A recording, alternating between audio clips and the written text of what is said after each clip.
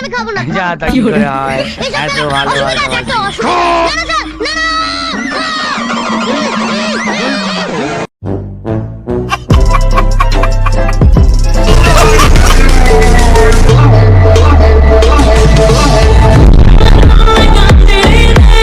কেসটা তো আমার বস, আমার গুরু, আমাকে বকবে, চালাবে, যা ইচ্ছা করবে।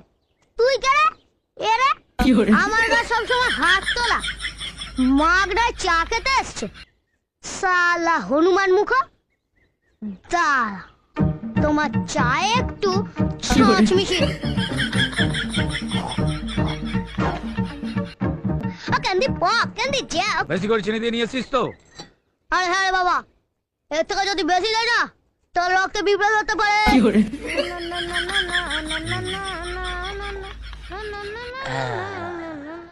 সালা ফুতু মেশানো চা খেয়ে শোধরালো না, এখন আবার বিস্কুট চাই। এ তো শালা এর নয় দেখছি, এ গেড়ে রে। চা হলো, বিস্কুট হলো, এখন আবার চাই জোড়া সিগারেট। শালা এমনিতে হয় না ন্যাকড়া জোড়া।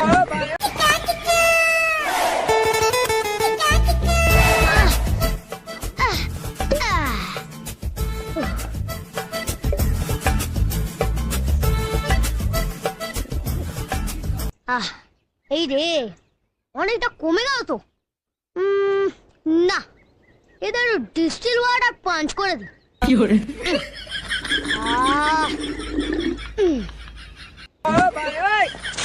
নতুন কোল্ড ড্রিঙ্কস ঝাঁজ আছে, এই নিন স্যার।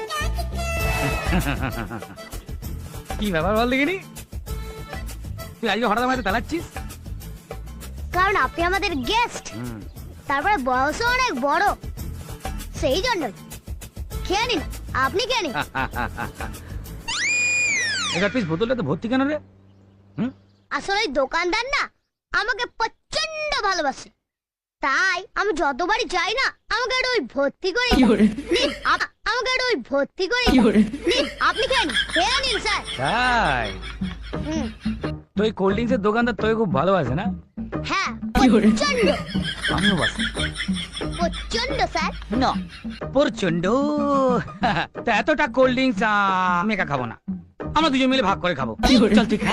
এই না না স্যার, না স্যার, এসব আমি খাবো না। কেন, কিছু খাও না। এসব খেলে আমার অম্বল হয় স্যার, আমি খাবো না। যা তা কি করে হয়, এত ভালো অসুবিধা আছে, একটা অসুবিধা। না না স্যার, না না।